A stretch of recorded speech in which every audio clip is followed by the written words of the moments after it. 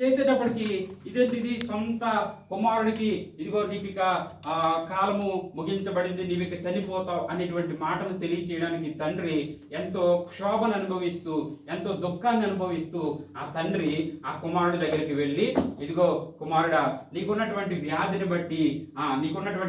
బట్టి నీవు చనిపోతున్నావు అనేటువంటి మాటను తెలియచేయడానికి ఎంతో సంశయిస్తూ భయపడుతూ దుఃఖిస్తూ దుఃఖముతోటి అతను ఆ కుమారుడి దగ్గరికి వెళ్ళాడు. కుమారుడి దగ్గరికి వెళ్ళేటప్పటికి అతను పడక మీద ఉన్నటువంటి సమయంలో అతను ఏంటి నాన్న లేకపోతే ఏంటి తండ్రి నాటి మాట్లాడినటువంటి సమయంలో ఇదిగో డాక్టర్ తెలియచేసినటువంటి విషయము, నీవిక చనిపోబోతున్నావు అనేటువంటి మాట. అది తండ్రిగా ఆయనకి దుఃఖము, కుమారుడిగా ఈయనకి దుఃఖము. అయితే కుమారుడు అన్నటువంటి మాట ఏంటంటే గనక ఆ యొక్క బుక్లో రాసినటువంటి ఆ పుస్తకంలో రాసినటువంటి మాట, కుమారుడు అన్నటువంటి మాట ఏంటంటే గనక, ఇదిగో నాన్న, ఒకవేళ నేను చనిపోతే గనక, ఇదిగో నేను పరలోకానికి చేరితే గనక నీలాంటి నాన్నే నాకు అక్కడ ఉన్నాడు. హల్లెలూయా, హల్లెలూయా. నీలాంటి నాన్నే నాకు అక్కడ ఉన్నాడు కాబట్టి నాకేమాత్రము కూడా భయము లేదు అనేటువంటి మాట. ఎందుకంటే భూమి మీద ఉన్నటువంటి ఆ తండ్రి ఆ కుమారుణ్ణి ఎంత ప్రేమిస్తే, ఎంత ఆదరిస్తే, ఎంత ఆయనను చేరదీర్చుకుని హక్కుని చేర్చుకుని తనను పెంచుంటే ఆ మాట చెప్పగలడు. మనం చూస్తుంటాం తండ్రుల విషయంలో, కొంతమంది కుమార్తెల విషయంలో, కుమారుల విషయంలో కాస్తంత స్వార్థపూరితమైనటువంటి ఆలోచనలు, పరిస్థితులు ఉన్నటువంటి వారు కూడా లేకుండా లేరు. అటువంటి పరిస్థితుల్లో కానీ క్రైస్తవులుగా ఉన్నటువంటి మనము, క్రీస్తుని అంగీకరిస్తున్నటువంటి మనము, మన యొక్క నాన్నలు కానీ లేకపోతే తండ్రులుగా, ఎస్పెషల్లీ పురుషులుగా ఉన్నటువంటి వారు తండ్రిగా క్రైస్తవ జీవితంలో ఉన్నటువంటి మన పాత్ర ఏంటి అనేటువంటి ఆలోచన మనము తెలుసుకోగలగాలి. ఆ యొక్క కుమారుడు ఏ విధమైతే మంచి సాక్ష్యాన్ని తండ్రిని బట్టి ఇచ్చాడో అటువంటి సాక్ష్యాన్ని మనము, నీలాంటి తండ్రి కనుక నాకు పరలోకంలో ఉన్నాడు కాబట్టి నేనేమాత్రము కూడా భయపడను అనేటువంటి మాట ప్రతి తండ్రి కూడా అనిపించుకోగలగాలి, మంచి తండ్రి అని అనిపించుకోగలగాలి. తండ్రుల్లో ఒక రకమైనటువంటి కోణము సైకలాజికల్గా, అంటే మానవ శాస్త్ర ప్రకారం సైకలాజికల్గా తండ్రుల్లో ఒక 7 రకాల తండ్రులు ఉంటారనేసి ఒక సైంటిస్టు తెలియచేయడం జరిగింది. మొదటి తండ్రిని ఏమని పిలవచ్చు అంటే, మొదటి తండ్రిని అణచివేసే తండ్రి అంట. ఏంటంట? అణచివేసే తండ్రి. ఆ తండ్రి ఏం చేస్తాడంట, మామూలుగా ఇక పిల్లల విషయంలో భయపెట్టేయడము, ఇంకా ఆయన వస్తున్నాడంటే గొప్పచుప్పని అందరూ సైలెంట్ అయిపోవాల్సిందే, ఇక అసలు మాట్లాడడానికి ఛాన్స్ ఏమాత్రము కూడా లేనే లేదు. ఆయన లేనంతసేపు చక్కగా వాళ్ళు ఆడుకుంటారు, చాలా ఫ్రీడమ్గా ఉంటారు, ఇక వాళ్ళు ఎంతో సంతోషంగా వారు గడుపుతూ ఉంటారు. అయితే ఎప్పుడైతే ఇటు చెప్పండి వాళ్ళ ఫేస్కి వచ్చేస్తుంది,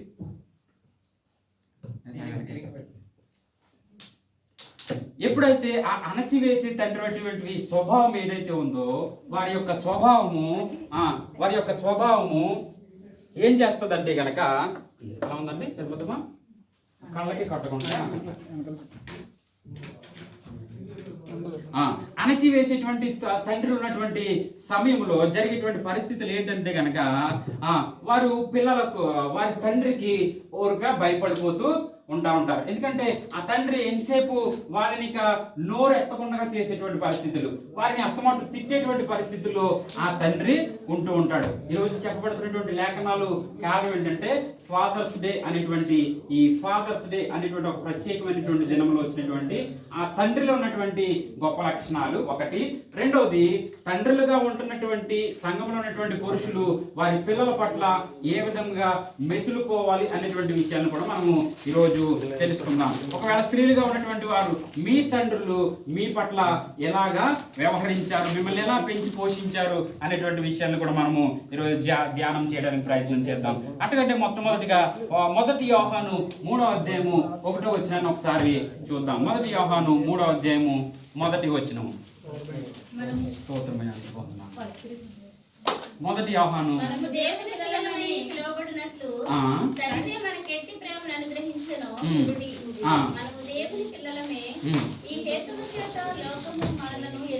ఎరుగదు. చాలండి.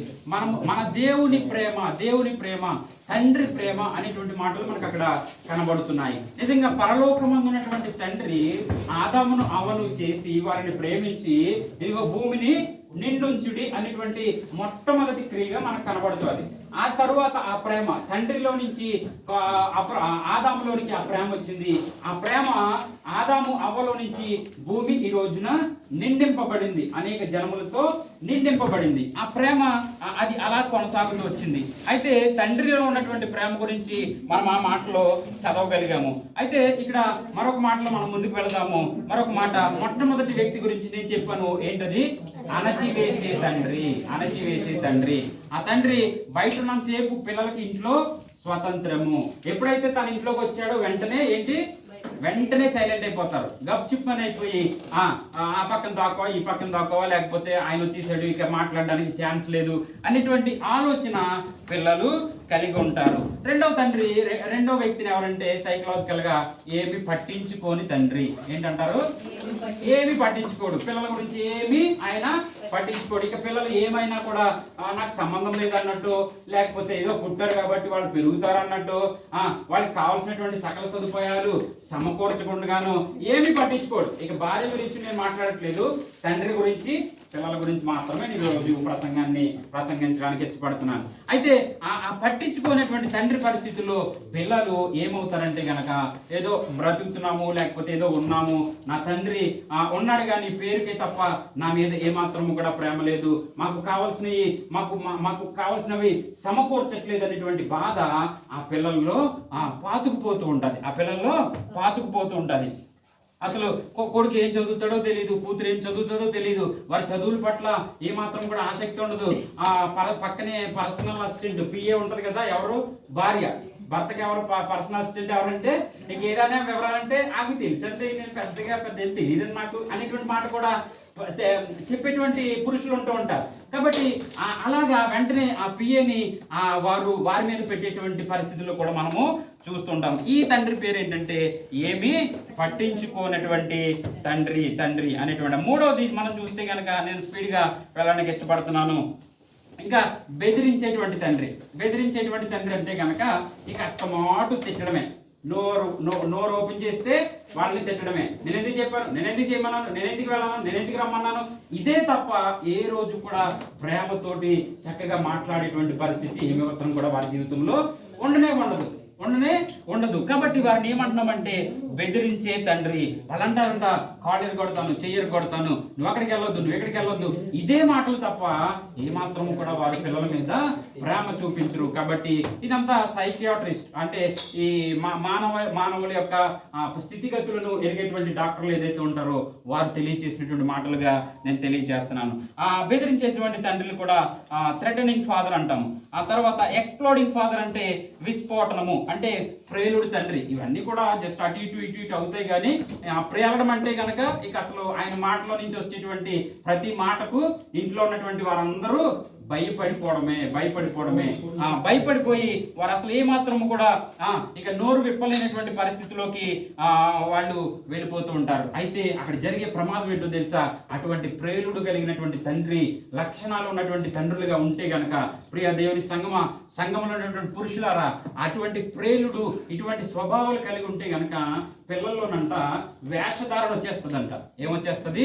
వేషధారణ. ఎందుకంటే తండ్రి ఉన్నంతసేపు గప్చిప్పని ఉంటారు, ఆయన వెళ్ళిన తర్వాత వారి యొక్క స్వతంత్రము వారు వెతుక్కుంటారు. ఇక ఎంతకాలము నా తండ్రి ఇలాగే ఉంటాడు తప్ప ఏ రోజు నన్ను అర్థం చేసుకోడు, ఏ రోజు నన్ను ప్రేమతో ఆయన మాట్లాడడు అనేటువంటి విధానంలో పిల్లల్లోనంట వేషధారణ వచ్చేసి తండ్రి ఉన్న కాంతసేపు మౌనము, తండ్రి వెళ్ళిపోయిన తర్వాత మరొక విధానముగా వారు ఉంటూ ఉంటారు. ఇంకా అంటే ఆ పదాలు ఉపయోగించకూడదు కానీ అంత దారుణమైనటువంటి స్థితిలోకి పిల్లలు వెళ్ళిపోతారు.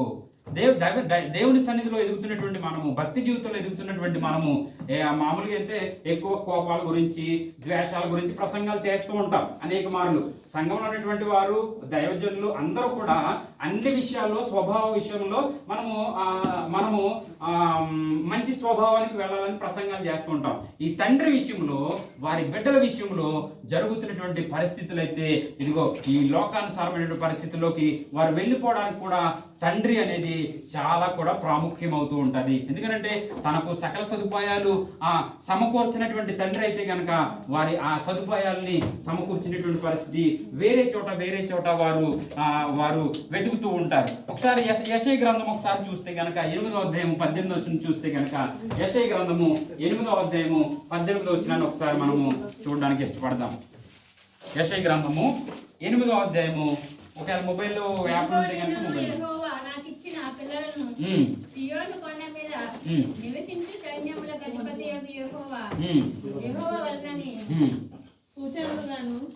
యెహోవా ఇచ్చినటువంటి ఈ పిల్లలు మరొకసారి మొదటి నుంచి చదువుదామా. యెహోవా నాకు ఇచ్చిన పిల్లలను సియోను కొండ మీద నివసించు సైన్యములకు అధిపతియగు యెహోవా వలన సూచనలు గాను మహత్కార్యములు గాను ఇశ్రాయేలీయుల మధ్య ఉన్నాము. నాకు ఇచ్చిన పిల్లలను సియోను కొండ మీద, సియోను కొండ అంటే ఆశీర్వాదపు కొండ, సియోను అంటే పరలోకానికి సాదృశ్యము, అక్కడ మేము ఉన్నాము అనేటువంటి మాట భక్తుడైనటువంటి ప్రవక్త అయినటువంటి యెషయా తెలియజేసినటువంటి తన పిల్లల గురించి మాట్లాడుతున్నటువంటి మాటగా మనకు కనబడుతుంది. నిజంగా కూడా మన యొక్క శరీర ఆశలు, మన యొక్క పరిస్థితులు మనం చాలా చక్కగా సమకూర్చుకుంటూ ఉంటాం. అయితే పిల్లలకు ఎటువంటి అవసరతలు వారికి ఉన్నాయి, పిల్లల జీవితంలో వారికి ఎటువంటి ఆలోచనలు ఉన్నాయి, వారి యొక్క సున్నితమైనటువంటి మనస్తత్వము ఏమిటి అనేటువంటి విధానంలో కూడా మనం పెద్దవారు అయిపోయాం కాబట్టి ఇక పిల్లల మనస్తత్వంలో నుంచి మనం బయటకు వచ్చేయకుండా వారి మనస్తత్వాన్ని అర్థం చేసుకుంటూ దేవుని యందు వారికి భయభక్తులను మనము నేర్పించగలగాలి. ఇదిగో నా పిల్లలు నేను సియోను కొండ మీద నివసించినటువంటి వారముగా మేము ఉన్నాము, ఇశ్రాయేలుల మధ్య మేము ఉన్నామని భక్తుడైనటువంటి యెషయా చెప్తున్నట్టుగా పిల్లలతోటి ఆత్మీయంగా సమయాన్ని గడపగలగాలి. మరొక మాట ఇక్కడ నేను చూపించడానికి ఇస్తున్నాను. ప్రేలుడు తండ్రి అయిపోయినట్టున్నాడు, ప్రేలుడు తండ్రి అవలేదు, బెదిరించే తండ్రి అయ్యాడు. ఇప్పుడు తర్వాత ఎవరంటే ప్రేలుడు తండ్రి అంటే గనక అతను నవ్వితే ఇంట్లో ఉన్న వాళ్ళందరూ నవ్వాలంట.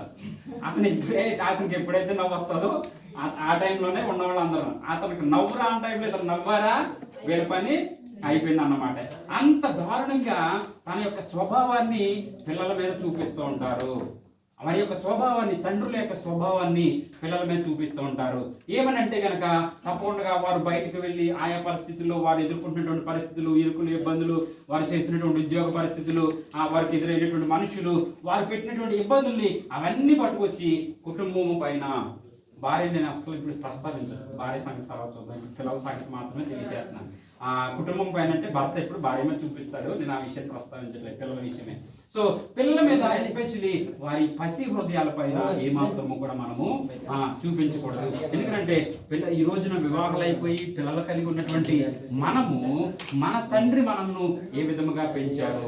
నిజంగా మన పరిస్థితులు అయితే చాలా దూరం మనమే చెప్పాలి. ఎందుకంటే ఒకనొక టైంలో చదువులు లేక మనకు మన చిన్ననాటి సమయంలో ఒక పూట ఉంటే ఒక పూట లేక, భోజనం లేక, అలాంటి పరిస్థితులు ఉదయం లేచి కోతలకు, కట్టెతలకు, లేకపోతే చిన్న చిన్న పనులు చేసుకోకపోతే మన గృహాలు నడవబడలేనటువంటి స్థితిలో మన తండ్రులు నిజంగా వారు చాలా గొప్పవారు.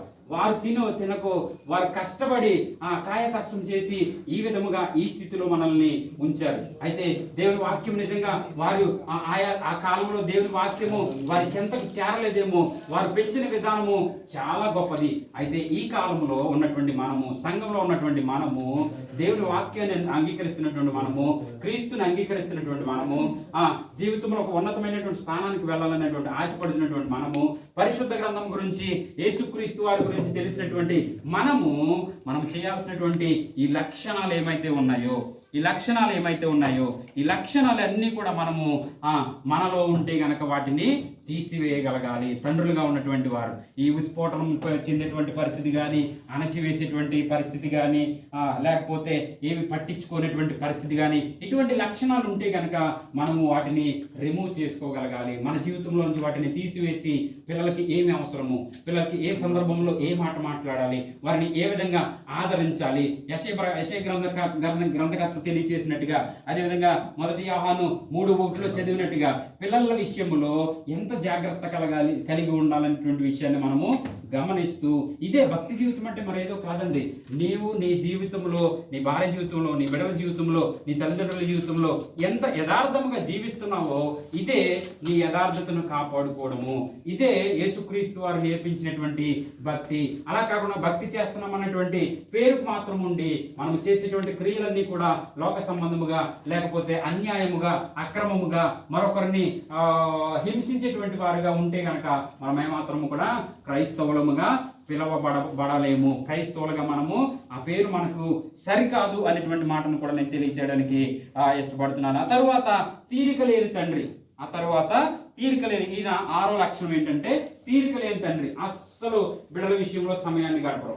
24 గంటలు కూడా బయట పరిస్థితులే కానీ, ఆయా పరిస్థితులే కానీ బిడ్డలతోటి 10 నిమిషాలు, 5 నిమిషాలు ప్రేమగా మాట్లాడేటువంటి పరిస్థితి మాత్రము కూడా ఆ తండ్రులకు ఉండదు. ఇలా బాగా నవ్వు వస్తుంది. ఎందుకంటే తండ్రులకి అంటారు, పురుషులకే కాబట్టి వీరికి బాగా నవ్వు వస్తుంది. హల్లెలూయా, హల్లెలూయా. ఏదేమైనప్పటికీ ఆ పురుషుల్లో మీ తండ్రులు కూడా ఉన్నారు అనేటువంటి మాటని మొదట్లోనే గుర్తు చేశారు. మీ తండ్రుల గురించి కూడా ఈ మాటలన్నీ కూడా. అయితే ఏమి పట్టించుకునేటువంటి తండ్రులుగా ఉంటే గనక తీరిక లేనటువంటి తండ్రి అనేటువంటి మాట మనము జ్ఞాపకం చేసుకుంటే పిల్లలతో సమయాన్ని గడపాలి. పిల్లలు ఇంకా చెప్పాలంటే మొట్టమొదటి నేను చెప్పాల్సినటువంటి మాట ఒకటి ఏంటంటే, నీవు స్వాస్థ్యముగా ఇచ్చేదంట. నీవు ఒక కేజీ బంగారము, లేకపోతే ఒక స్థలము, లేకపోతే ఒక ఇల్లు, గృహము పిల్లలకి ఇస్తావు కదా, వాటికంటే ప్రాముఖ్యమైనదంట నీవు స్వాస్థ్యముగా ఇచ్చేటువంటిది నీలో నుండి మంచి లక్షణాలను నీ పిల్లలకి ఇవ్వగలగాలి. హల్లెలూయా, హల్లెలూయా. నీలో నుండి మంచి లక్షణాలను నీ పిల్లల్లోకి ఇవ్వగలగాలి. ఎక్కడి నుంచి పొందుకుంటారు ఆ పసిపిల్లలు? ఎక్కడి నుంచి వారు ఆదరించబడతారు? వారికి ఏదైనా కావాలితే కనుక ఎక్కడి నుంచి వారు పొందుకుంటారు అనేటువంటి ఆలోచనలు. ఒకరి దగ్గర చేయి చాపేటువంటి పరిస్థితి మన బిడ్డలకు మనము తీసుకురాకూడదు. ఏదైనా వారి యొక్క స్కూల్ కానీ, వారి పరిస్థితులు కానీ, వారి బట్టల విషయంలో కానీ, వారి ఆనంద విషయాల్లో, ప్రతి విషయంలో నాకు నాన్నే అనేటువంటి మాట వారికి గుర్తొస్తున్నటువంటి సమయంలో తండ్రిగా ఉన్నటువంటి నీవు చాలా జాగ్రత్త కలిగి ఉండాలి. ఒకవేళ కొనలేని స్థితి, లేకపోతే ఆర్థిక పరిస్థితులు ఇబ్బందులు ఉందా, వారిని ఆ మాటల ద్వారా మా పరిస్థితి అని అర్థం చేసుకునేటువంటి విధానంలో వారికి నేర్పగలిగితే కనుక వారు తప్పకుండా అర్థం చేసుకుంటూ ఉంటారు. కాబట్టి ఈ లక్షణాలన్నీ కూడా క్రైస్తవ జీవితంలో ఈ పురుషుల్లో ఉన్నటువంటి ఈ లక్షణాలు చాలా ప్రాముఖ్యమైనది. నేను మాట చెప్తాను, నా పిల్లలు బట్టి అయితే నేను తప్పకుండా నా కుటుంబంతో ఎక్కువ సమయం గడుపుతాను. నా పిల్లలకు ఫోన్ చేసి, వీడియో కాల్ చేసి, వారు కదిలితే చాలు నాకు ఆనందం, ఆ వీడియోలో చూస్తూ ఆనందపడిపోతుంటాను. నేనే పనిగట్టిన వారిని ఏదోటని చెడ్డగా కాచుమా అని వారితో నేను మాట్లాడించడానికి వారి వల్లే చిన్నపిల్లడు, నేను కూడా ఒక చిన్నపిల్లడు వారి స్వరంతో నేను వారితో మాట్లాడుతూ ఉంటాను. ఈ స్వభావాలు, ఈ లక్షణాలు వారిని మన హృదయాలకు చాలా చేరువ చేస్తాయి. వారికి మనకు ఏమాత్రం కూడా ఎడబాటు తీసుకురాదు. ఎందుకంటే స్వాస్థ్యముగా అని చెప్పాను కదా, స్వాస్థ్యం అని అంటే కనుక నిజంగా కూడా పురుషునిలో నుండి ఆ బిడ్డలు బయటకు వస్తున్నారు. నీ లక్షణాలు, నీ యొక్క కణాలు, లేకపోతే నీ యొక్క రక్తాన్ని పంచుకుపుడుతున్నటువంటి వారు, నీ స్వభావాలు కూడా వారిలో చాలా మటుకు వస్తూ ఉంటాయి. నీ స్వభావాలే వారిలో కనబడుతూ ఉంటాయి. ఆ కనబడుతున్నటువంటి స్వభావము ఇప్పుడు కనుక నీవు కోపిస్తువైతే, నీవు కనుక దూషించేటువంటి వాడువైతే, నువ్వు కనుక అణచివేసేవాడువైతే, నీవు కనుక ఏమాత్రం పట్టించుకోని వాడువైతే కనుక ఒకటి ప్రారంభం జరిగేది, వారు ఎక్కడ ఆదరించబడలేదు, వారు కుమిలిపోతారు. రెండవది, నీలో ఉన్నటువంటి లక్షణాలు మరలా వారిలో వస్తూ ఉంటాయి. ఈ విషయాలన్నింటినీ గమనించినటువంటి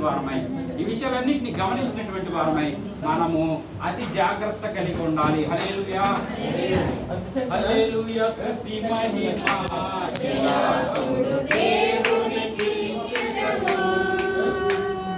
హల్లెలూయా, స్తుతి మహిమ దేవునికి ఇచ్చెదము.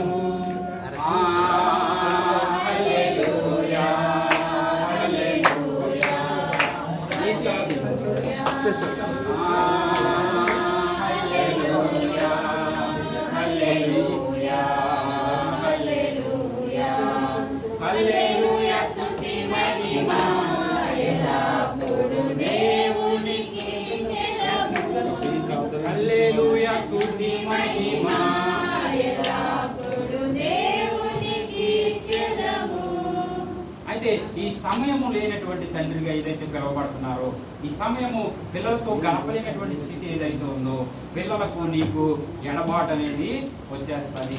ఎడబాటు వచ్చిన తర్వాత మరలా వారు నిజంగా చాలా సందర్భాల్లో చూస్తే కనుక అండి, పిల్లల్ని పట్టించుకోవాల్సినటువంటి సమయంలోనేమో తండ్రులుగా ఉన్నటువంటి వారు పట్టించుకోరు. వాడు పాడైపోయిన తర్వాత పాడైపోయాడు అని మళ్ళీ వారే గొగ్గోలెత్తినటువంటి పరిస్థితులు మనము చూస్తూ ఉంటాము. కానీ వారిని ప్రారంభ స్థితిలోనే కనుక మనము పట్టించుకోగలిగితే కనుక, వారిని ప్రేమించగలిగితే కనుక, వారిని ఆదరించగలిగితే కనుక, వారిని నీవు ఆప్యాయతతో చూడగలిగితే కనుక నీలో ఉన్నటువంటి స్వాస్థ్యము వారికి వెళతాది. హల్లెలూయా, హల్లెలూయా. కాబట్టి ఆఖరిగా 7వ మాటగా నేను తెలియజేస్తున్నాను. 7 మాటలు. 7వ మాట ఏంటంటే కనుక జ్ఞానవంతుడైనటువంటి తండ్రి. ఎవరండి? జ్ఞానవంతుడైనటువంటి తండ్రిగా మనకు 7వ వ్యక్తి కనబడుతున్నాడు. తన పిల్లల యొక్క ఆత్మీయ స్థితి ఏంటి? జ్ఞానవంతుడు ఎప్పుడు కూడా తన పిల్లల యొక్క ఆత్మీయ స్థితి ఏంటి? వారు దేవునికి ఏమాత్రము కూడా ఏదైనా సమీపముగా ఉండగలుగుతున్నారా? వారి దేవునికి, సంఘానికి వారు సమీపముగా ఉండగలుగుతున్నారా? వారు ఆత్మీయంగా ఎదగలుగుతున్నారా? వారి దేవుని పాట ఏ ఒక్క రోజైనా వారి నోట్లో నుంచి పలకగలుగుతున్నారా? వాక్యాన్ని ఏమైనా చదవగలుగుతున్నారా? ఈ విషయాల్లో కూడా జ్ఞానవంతుడైనటువంటి తండ్రి వారిని ఏం చేస్తాడంటే అనునిత్యము పరిశీలిస్తూ ఉంటాడు. హల్లెలూయా, హల్లెలూయా. అనునిత్యము కూడా పరిశీలించి వారిని చక్కటి క్రమంలో వారిని నడిపిస్తూ ఉంటారు. ఆ క్రమం ఎప్పుడైతే ఈవెన్ అలాగ ఒకటైతే కానీ ఇంకోటి తన వాక్యం చదివితే, ఇదిగో నా తండ్రి మా నాన్న వాక్యం చదువుతున్నాడు, లేకపోతే మా నాన్న ప్రార్థన చేస్తున్నాడు, మా నాన్న పాట పాడుతున్నాడు, నేను కూడా పాడాలి, నేను కూడా వాక్యం చదవాలనేటువంటి చక్కటి లక్షణాలు కూడా పిల్లల విషయంలో అవి జరుగుతూ ఉంటాయి. ఇన్ని విషయాల్లో ఆత్మీయ తండ్రి లేకపోతే క్రైస్తవులుగా పిలువబడుతున్నటువంటి తండ్రి విషయంలో ఇన్ని లక్షణాలు కనబడతాయి. కాబట్టి పురుషులు మరి సంపూర్ణంగా వింటున్నారని నేనైతే ఆశపడుతున్నాను. హృదయాల్లోకి వెళ్తున్నాయని నేనైతే ఆశపడుతున్నాను. తప్పకుండా దేవుడు పరిశుద్ధాత్మ కార్యము జరిగించును గాక, ఒక మంచి మార్పు వచ్చును గాక, ఏదైతే లోపాలు ఉన్నాయో వాటిని సరి చేసుకుందురు గాక. కాబట్టి ఇట్లాంటి ఈ మాటలు మనము సరి చేయబడగలిగితే గనక ఏదో రోజు కంగారు పడకండి. స్త్రీలు అలా ఉన్నావా ఆ రోజు కూడా చెప్తాం, అప్పుడు మీరు నవ్వుతురు హల్లెలూయా. చక్కగా అదేం లేదు. కొన్ని మాటలు నేను ముగించడానికి ఇష్టపడుతున్నాను. అయితే కొన్ని విషయాల్లో ఏది మనము మార్చుకోవాల్సింది, ఏది వారికి తెలియజేసినటువంటి విషయాలను కనుక మనం ఆలోచన చేయగలిగితే కనుక మొట్టమొదటంట ఈ వాక్యము వారు చదివితే వారు వాక్యము చదువుతారనేటువంటి మాటలను తెలియజేశాను. అది మోకరిస్తే కనుక నీ స్వరము వారు విని, ఇదిగో నా తండ్రి నా కొరకు ప్రార్థిస్తున్నాడు అనేటువంటి మంచి మాట వారు తెలియజేస్తూ ఉంటారు. ఒక ఎగ్జాంపుల్ ప్రవక్త అయినటువంటి ఏలియా గురించి నేను చెప్పడానికి ఇష్టపడుతున్నాను. ప్రవక్త అయినటువంటి ఏలి ఏం పేరంటే ఏలి. ఆ ఏలి ఏం చేశాడంటే తన కుమారులైనటువంటి ఒక ప్రవక్తగా ఉన్నాడు, దేవాలయంలో ఉన్నాడు, యాజక ధర్మాన్ని అతను పాటిస్తున్నాడు, ప్రజలు తీసుకొస్తున్నటువంటి కానుకలు సమర్పణలు అన్ని కూడా ఆయన దేవుని దగ్గరికి తీసుకొచ్చి ఆ యొక్క సాంబ్రాణి ధూపములు వేస్తున్నాడు. ఎంత పరిశుద్ధ స్థలం ఉన్నటువంటి ఆ తండ్రి ఏలి తన కుమారుల విషయంలో ఏమాత్రము కూడా తను పట్టించుకోలేదు, సరిచేయలేదు. వారిని హోప్ని ఫినెహాస్ అనేటువంటి 2 కుమారులు కూడా ఏమాత్రం కూడా తను సరిచేయలేదు, వాక్యంలో వారిని పెంచనటువంటి కుమారులు ఏమయ్యారు తెలుసా? ఇదిగో వారసత్వ ప్రకారము తండ్రి అయిన తర్వాత కుమారులు ఆ ధర్మాన్ని పాటించాలి కాబట్టి ఇదిగో ప్రజలు తీసుకొస్తున్నటువంటి కానుకలు కానీ, ప్రజలు తీసుకొస్తున్నటువంటి బలులు కానీ ఆ మాంసం అంట వారు చక్కగా మందు పాఠ్యం చేసుకుంటూ దేవుని సన్నిధికి తీసుకొచ్చినటువంటి కానుకలు. అందులో కొంచెం దయచేసి కాన్సెప్ట్ కొన్ని నిమిషాలు వాకిద్దాం. తీసుకొస్తున్నటువంటి కానుకలను విచ్చలవిడిగా వారి ఖర్చు, వాటి లోక సమాధానానికి, తాగడానికి, తిరగడానికి, వారు ఎంజాయ్ చేయడానికి ఖర్చులు పెట్టి దేవునికి వ్యతిరేకముగా వారు ప్రవర్తించారు. ఎందుకంటే తండ్రి పిల్లల విషయంలో ఏమాత్రం కూడా శ్రద్ధ తీసుకోలేదు కాబట్టి కుమారులు అక్కడ పాడైపోయారు. అయితే ఒక కుమారుడి విషయంలో సమూయేలు విషయంలో శ్రద్ధ తీసుకున్నాడు కాబట్టి సమూయేలు చక్కగా ఒక మంచి ప్రవక్త అయ్యాడు అనేటువంటి విషయాన్ని మనం పరిశుద్ధ గ్రంథంలో చూడగలుగుతున్నాము. సమూయేలు కూడా దేవుని స్వరము వినపడుతున్నటువంటి సమయంలో, నా కుమారుడా అనేటువంటి సమయంలో ఏలి అక్కడ పక్కన పడుకుంటే ఈ సమూయేలు వచ్చి, అయ్యా తాత, లేకపోతే యాజకుడా నన్ను పిలిచావా అని 2-3 సార్లు, యాజకుడా నన్ను పిలిచావా, యాజకుడు నన్ను పిలిచావా అని, తాత నన్ను పిలిచావా అనేటువంటి మాటతో ఆయన సంబోధించినప్పుడు 3వసారి 4వసారి లేదు, ఇక పట్టు నాకు తర్వాత కనుక మరలా కుమారుడు అనేటువంటి స్వరం వస్తే కనుక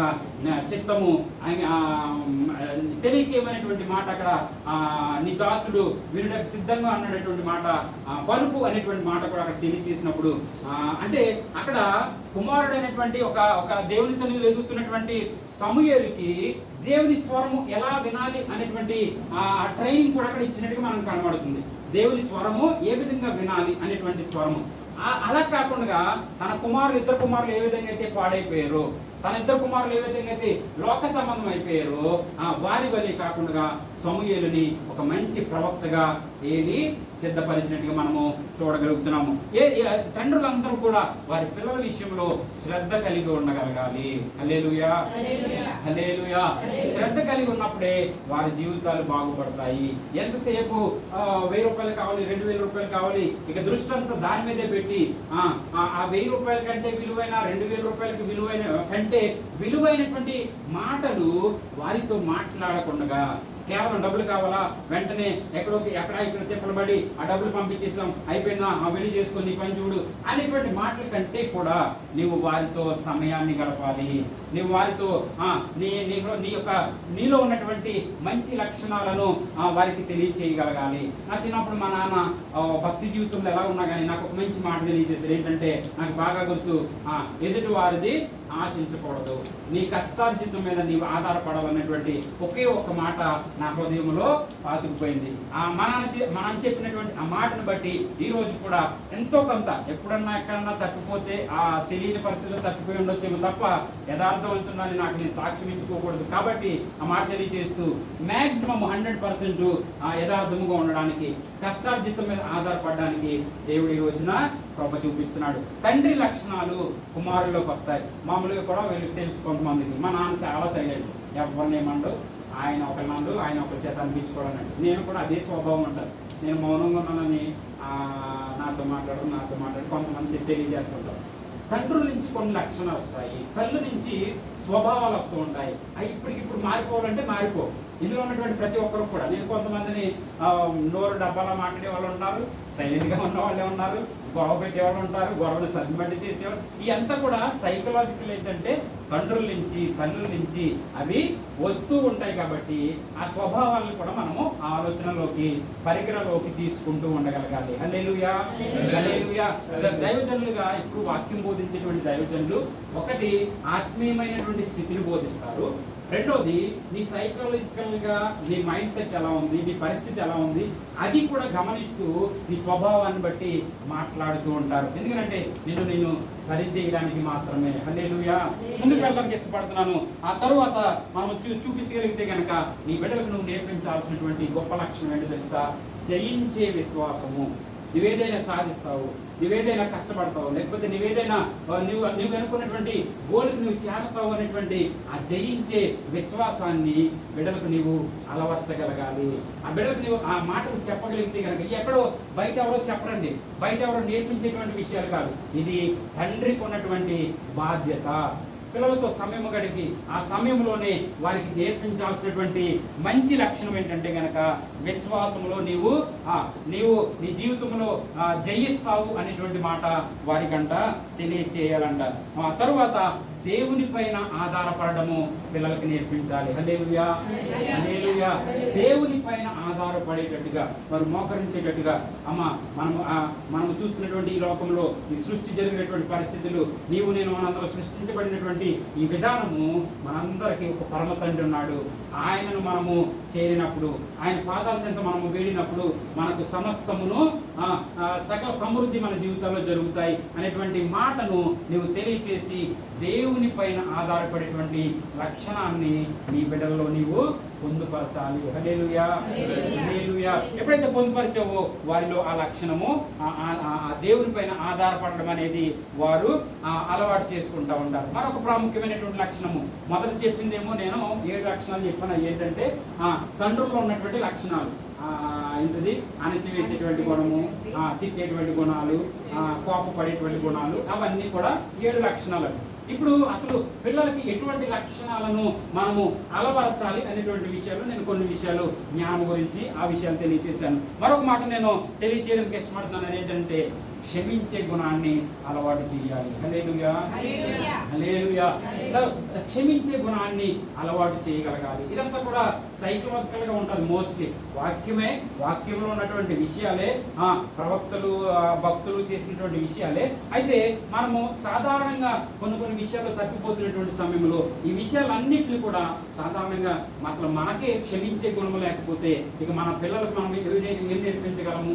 క్షమించే గుణాన్ని పిల్లలకు నేర్పించగలగాలి. అమ్మ ఫోన్లేమ్మ, ఈ పట్టుకుదులేమ్మ, తర్వాత చూద్దామేమ్మ, లేకపోతే ఫోన్లేమ్మ, వారి యొక్క మాటకు మనము పట్టించుకోకూడదు అని క్షమించేటువంటి గుణాన్ని ఎప్పుడైతే మనం నేర్పిస్తామో అది వారి జీవితంలో చాలా ఆశీర్వాదకరంగా వారికి ఉంటూ ఉంటుంది. తర్వాత చూస్తే కనుక క్రమబద్ధీకరమైనటువంటి జీవన శైలిని వారికి నేర్పించాలి. క్రమబద్ధీకరమైనటువంటి చిన్న విషయంలో కూడా జాగ్రత్తలు నేర్పిస్తున్నాను అనేటువంటి మాటలోనే గద్దించేస్తారు, తిట్టేస్తారు, కొట్టేస్తారు. ఏమనంటే నేను వాళ్ళకి క్రమం నేర్పిస్తున్నాను అనేటువంటి మాట అంటూ ఉంటారు.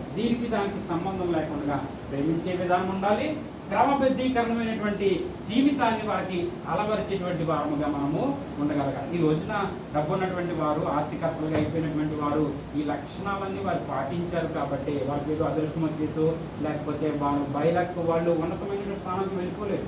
ఇవన్నీ వారు చిన్నప్పటి నుంచి వారి జీవితాల్లో వారు అనుభవించి వారి పిల్లలకు వారు నేర్పించారు కాబట్టి ఈరోజు వారు ఉన్నతమైనటువంటి స్థానాలకు వారు వెళ్తున్నారు. నిజంగా కూడా మన యొక్క అనాలోచన పరిస్థితి నేను బాగా గమనించింది ఏంటంటే, మనం ఎంతసేపు మనకు వచ్చేటువంటి ఆ జీతం మీద ఆధారపడిపోతాం. మనం ఎంతసేపు ఇచ్చినటువంటి ఆ జీతం కొరకు 24 గంటలు అదే ఆలోచన, లేకపోతే ఆ యొక్క యజమానుల కొరకే మన జీవితాన్ని సమర్పించేస్తాం.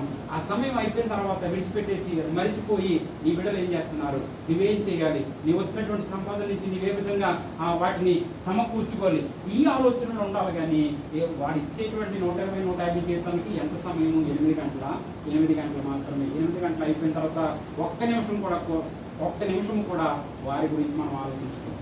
అది వారి ఇచ్చే జీతానికి వారి సమయానికి అయిపోయింది.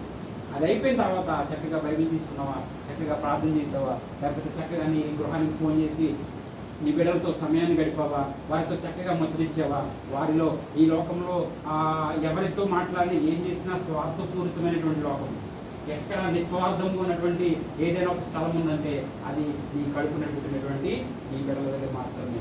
వారు సంపూర్ణంగా వారు హృదయపూర్వకంగా కల్మషము లేకుండా మాట్లాడేటువంటి సమయము, ప్లేస్ అయితే ఎక్కడైనా ఉందంటే అది కేవలము నీ బిడ్డల దగ్గర మాత్రమే. అటువంటి మంచి ప్రేమను నీవు పొందుకోకుండా తిరుగులాడుతూ లోకంలో ఉన్నటువంటి వారితోటి వాళ్ళకి అది చేసేసి వీళ్ళకి ఇది చేసేసి మన జీవితానికి అర్థం చేసుకుని చివరికి వచ్చేటప్పటికి మనల్ని నిందపడుతూ ఇదంతా కూడా అవసరమా అన్నటువంటి ప్రశ్న తండ్రులుగా ఉన్నటువంటి వారు ఖచ్చితంగా ఆలోచించగలగాలి. హల్లెలూయా. ముగించడానికి ఇష్టపడుతున్నాను. ఆ తర్వాత ఆఖరి మాట, 2 మాటగా చూస్తే కనుక దేవుని సన్నిధిలో పరిచర్య చేసేటువంటి లక్షణాలను వారికి మనం అలవాటు చేయగలగాలి. ఈవెన్ దేవుని సన్నిధిలో ఒక కానుక ఇస్తున్నటువంటి సమయంలో వారికి తెలియపరిచేటువంటి వారిగా, వారికి కానుకలు ఇచ్చేటువంటి విధానము వారికి నేర్పించేటువంటి వారముగా మనం ఎందుకు దేవుని సన్నిధిలో ఆ కానుకను సమర్పిస్తున్నాము, దేవుడు మనకి ఇచ్చినటువంటి ఆరోగ్యాన్ని బట్టి, క్షేమాన్ని బట్టి దేవుని సన్నిధిలో ఈ పరిచర్య ఏ విధంగా అవుతుందో ఈ లక్షణాలను ఎప్పుడైతే మనం అలవాటు చేస్తామో ఇవన్నీ కూడా వారి జీవితంలో చాలా ఉపయోగపడుతూ ఉంటాయి. ఆఖరిగా ఒక మాట చూసి నేను దేవుని వాక్యాన్ని ముగించడానికి ఇష్టపడుతున్నాను. 1 దశలోనికి రాసినటువంటి పత్రిక 2వ అధ్యాయము 12వ వచనాన్ని ఒకసారి చూద్దాం. 1 దశలోనికి రాసిన పత్రిక 2వ అధ్యాయము 12.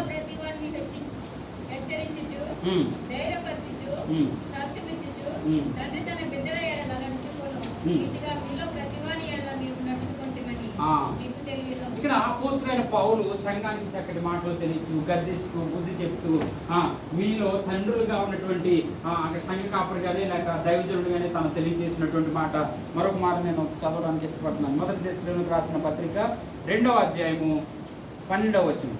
మీలో ప్రతి వారిని హెచ్చరించుచు, ధైర్యపరచుచు, ఏంటంట? మీలో ప్రతి వారిని హెచ్చరించుచు. గమనిస్తున్నారు వాక్యాన్ని. సాధారణంగా దైవజనుల హృదయాల్లో చాలా వ్యాధులు ఉంటుందండి. అయ్యో పలానా కుటుంబం క్షేమంలో ఉండాలి, అయ్యో పలానా వ్యక్తి క్షేమంలో కావాలి, పలానా స్త్రీ క్షేమంలోకి రావాలి, వారిలో ఉన్నటువంటి స్వభావం పోవాలి అని ఈ దైవికమైనటువంటి వాక్యాన్ని ధ్యానం చేసేటప్పుడు హృదయం ఎంతో బాగా వినాలి, సరిగా వినాలి వాక్యం. బయట చూడండి ఒకసారి. హృదయం ఎంతో భారం అయిపోతూ ఉంటుంది. ఈ మాట నా ప్రియమైనటువంటి ఆత్మీయులకు తెలియచేయాలి. వారిలో ఉన్నటువంటి స్వభావాన్ని తీసేసి దైవికమైనటువంటి స్వభావము వారిలో నింపాలనేటువంటి గొప్ప ఆశ కలుగుతూ ఉంటుంది. ఆ మాటలో కూడా అదే కనబడుతుంది. ఒకసారి అందరూ కలిసి మనం చదువుతాం. ఒకసారి ఆ మాటలో కూడా అదే కనబడుతుంది. మనం చదువున్నాం ఒకసారి. ప్రతి వారిని హెచ్చరించుచు, ధైర్యపరచుచు, సాక్ష్యం ఇచ్చుచు,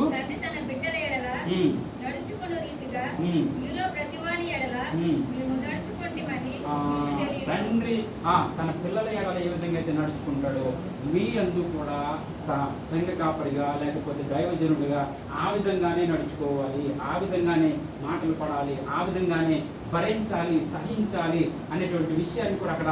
ఎందుకంటే గద్దించేటప్పుడు బాధ కలుగుతుంది. ఇదిగో నన్ను ఇలా గద్దించేశారు, ఇదిగో నన్ను ఇలా తిట్టేశారు, లేకపోతే నన్ను ఇలాగా మాట అన్నారు అనేటువంటి మాట పలుకుతూ ఉంటారు. అయితే ఎప్పుడైతే ఆమె పలుకుతున్నారో ఆ విషయంలో కూడా తను తాను తగ్గించుకుని ఒక తండ్రి తన పిల్లల మీద ఏ విధంగా అయితే ప్రేమ చూపించి నడుస్తాడో ఆ విధంగానే మేము కొనసాగుతున్నాం అనేటువంటి మాట అక్కడ మనకు కనబడుతుంది. ఆఖరిగా మరొక మాట చూస్తూ ఆఖరిగా మలాకి రాసినటువంటి గ్రంథము 4వ అధ్యాయము 6వ వచనాన్ని చూసి వాక్యాన్ని ముగించుకుంటాం. ఈరోజు పరిశుద్ధాత్మ దేవుడు ప్రతి వారిలో పనిచేస్తున్నాడని, అయితే పరిశుద్ధాత్మ దేవుడు మనలో వాక్యాన్ని ఫలింపజేస్తున్నాడు అనేసి నేను ఎంతగానో విశ్వసిస్తున్నాను.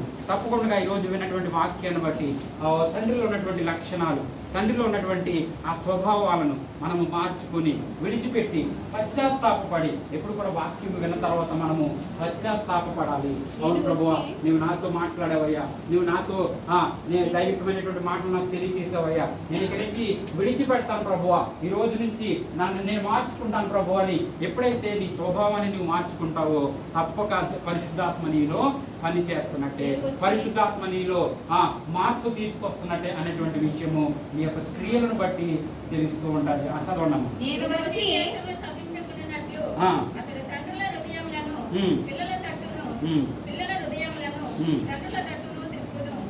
ఎప్పుడంటే 4వ అధ్యాయము 6వ వచనం చూసినప్పుడు మనకు ఆ మాటలు చక్కగా కనపడుతుంది. ఏంటంటే నేను వచ్చి దేశమును తప్పించుకున్నట్లు, ఇంకో లోకం అంతము కాకముందే, లేకపోతే మన జీవితాల్లో మరణాన్ని రుచి చూడక మునిపే ఇదిగో పిల్లల హృదయాలను తండ్రుల హృదయాలను పిల్లల వైపు త్రిప్పి దేవుడు మన కొరకు ఎదురు చూస్తున్నాడు అనేటువంటి మాట అక్కడ కనబడుతుంది. పిల్లల హృదయాలను తండ్రుల తట్టు త్రిప్పుము అనేటువంటి మాట కనబడుతుంది. ఇదండి దేవుని వాక్యంలో క్రైస్తవులుగా పిలువబడుతున్నటువంటి మనము. క్రైస్తవులుగా పిలువబడుతున్న అందరూ లేచి నిలబడదాం. కొన్ని నిమిషాలు ప్రార్థన చేసుకుంటూ వాక్యంలోని మనము ముగింపు ప్రార్థనలోకి వెళ్దాం. తండ్రుల యొక్క హృదయాలు పిల్లల వైపు తిప్పుతున్నట్లుగా కనుక ఒకవేళ మన తండ్రుల విషయంలో మనం ఏదైనా ఇబ్బంది పడుతున్నామేమో, ఇదిగో తండ్రులుగా ఉన్నటువంటి పరిస్థితుల్లో ఇదిగో నీ